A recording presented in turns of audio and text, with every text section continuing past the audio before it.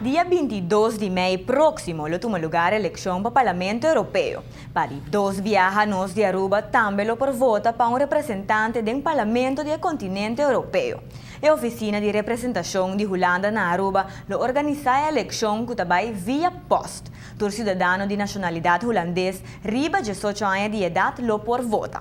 Para assim aqui, mestre inscrever para mim na VNO, seja door de vai buscar o formulário inang of door de download essa aqui for de internet.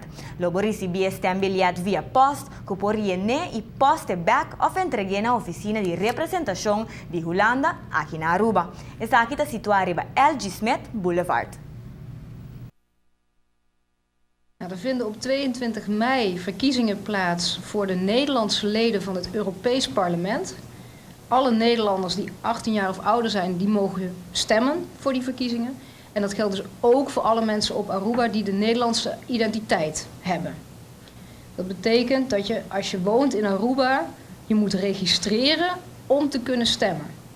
En daarvoor moeten alle mensen die dat willen een registratieformulier invullen.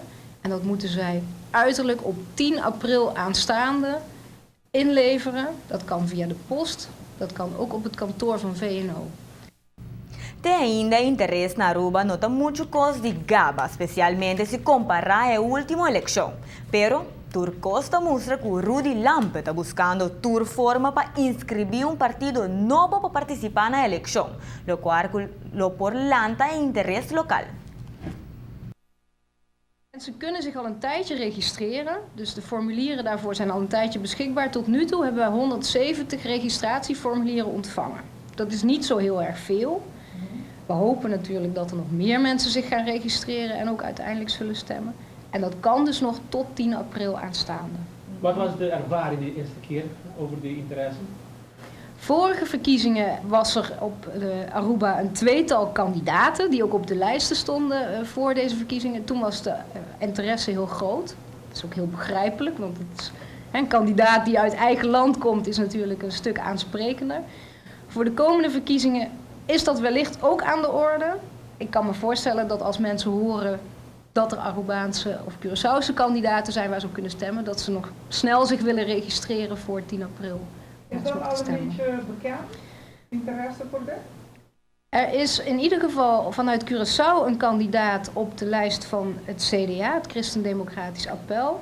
En er is op Aruba een kandidaat die nog bezig is om een nieuwe partij geregistreerd te krijgen voor de verkiezingen. Als dat allemaal lukt, dan zal ook de Arubaan kunnen stemmen op Rudy Lampe en zijn nieuwe partij die Ik Kies voor Eerlijker Europa zal heten.